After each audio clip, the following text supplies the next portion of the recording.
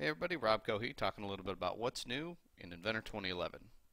Now, I just said what's new in Inventor 2011 and you're seeing Inventor Fusion on the screen, so what's going on? Well, with Inventor 2011, we've dramatically increased our ability to use Inventor Fusion as almost like an extension of your Autodesk Inventor toolset.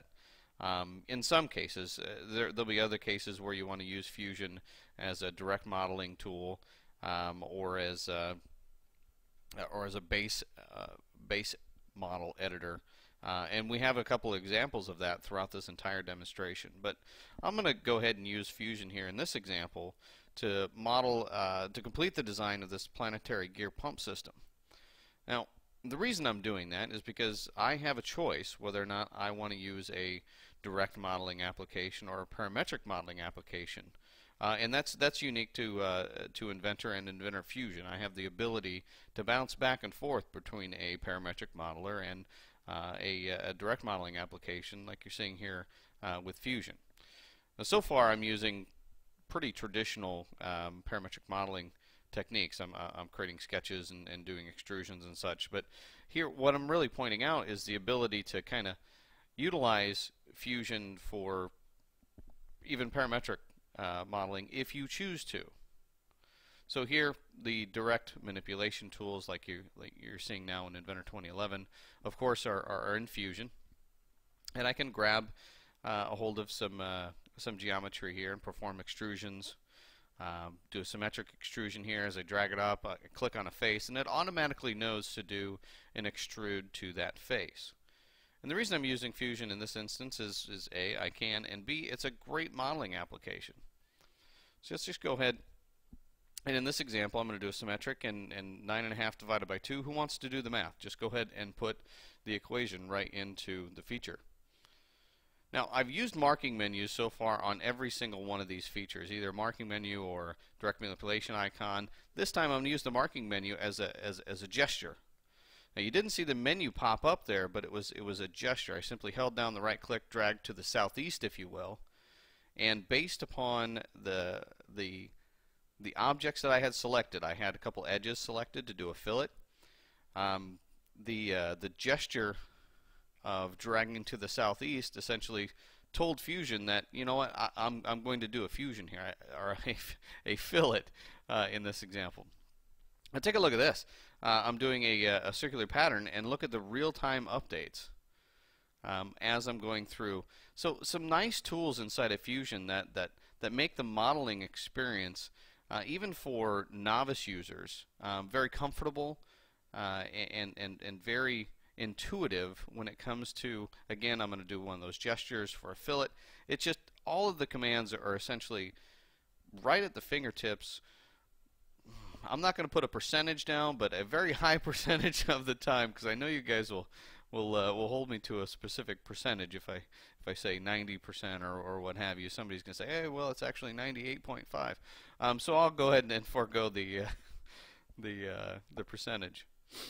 So here I'm going to go ahead and slice some graphics, and as you can see, I've got a little bit of interference here, so I need to make a little bit more of a design change to this component.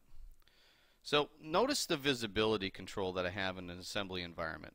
It's not a right click, turn on and off visibility. It's simply a matter of turning on and off a light bulb, and the ability to right click and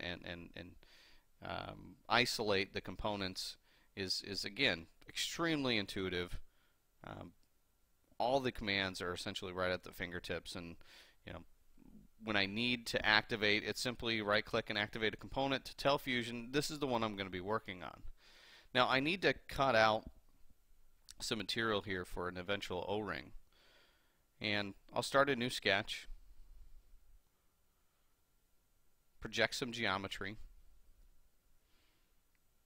and then draw the circle that's going to represent the profile for this sweep. Now the unique thing about this sweep is as I began to play around with this was, normally on a sweep you need to have a path that either intersects the profile at some point in time, but with Fusion here I can just slide that over to the midpoint and then use the outside edge essentially as my rail, which I thought was very handy So here I can just kind of drag that out and get that real-time preview of what it's going to look like. Or I can finally, for the first time in this demo, go up to my my ribbon here and tell it that I need to go to full path, cut it all the way, and there you go. So as you can see, the ability for me as a user to choose to use Fusion as a modeler has been great. Now here's another example of some of the things that I can do in Fusion. So I want to create a relationship between the outside faces of these. Now you can create equal distance constraints in Inventor, but in this example I want to create a constraint that says those two faces are always going to be parallel to each other, collinear. So when I do a move face or something, or make it the same plane as this other hole, I have the ability to do that. Rather than doing move faces on all three of them, I created a constraint and told it to be flush with the outside hole. So the 3D constraints and the feature level constraints are actually the same command in Fusion. Now I want to point out that I'm back inside of Autodesk Inventor now. And I've got a base part here, or a simple component that I want to edit. And when I go to edit the base component, look what it's launching for me. Now by default, if you have Fusion installed, it's going to go ahead and launch Fusion so that you can do your direct modeling edits on a base component, or dumb solid if you will, inside of Fusion rather than doing it inside of Inventor if you choose to. Go ahead and return on to Inventor, and as you can see, it's made the changes and loaded it back into the assembly. Now the next thing I want to do is something that you may be more familiar with when it comes to working in either Inventor or Inventor Fusion, and which one should I use when. Now what I've got here is I've got a user that has Inventor Fusion. Maybe they're in-house, maybe they're out-of-house, but I've sent them my Autodesk Inventor part. And what they're doing is they're going through and making a number of changes. So they're moving some faces here, they deleted some features, you saw that they removed some holes. And here I'm going to use some move face on that edge, and again I'm going to move face here, reorient the UCS and do an exact edit. Add 30 degrees rotation to that cutout there. So I've made a number of changes here inside of Inventor Fusion, and I'm going to go ahead and save this off. Now what you're going to note is that it's saving a DWG file.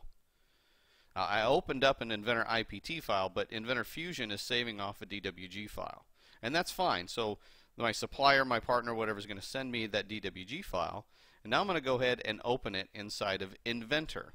And what I'm going to open is the DWG file they sent. Now Inventor is going to take a look at, all right, I'm opening up a DWG file, but is there a part file associated to this? And sure enough there is. So what it's done is that it's opened up the Fusion Change Manager. Now this, ladies and gentlemen, is the perfect balance between a direct modeling tool, Inventor Fusion, and a parametric modeling tool, Inventor. Here the direct model edits are being displayed for me. What was removed in red?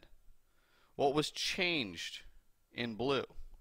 And I have the ability through this change manager to go through each one of those features that have been changed and either accept them or reject them.